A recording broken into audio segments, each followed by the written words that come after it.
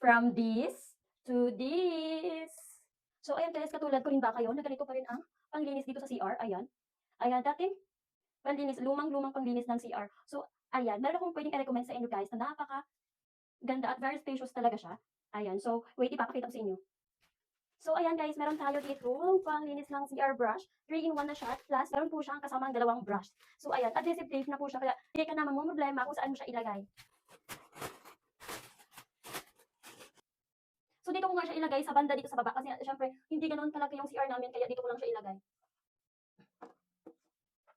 So, ayan, tanggalin mo lang ito. Tapos, idikit mo na siya. Ayan. So, tingnan nyo siya ng maigi. Ayan. Tinatanggal ko muna siya kasi aayusin ko sa pagdikit yung kanyang kabitan.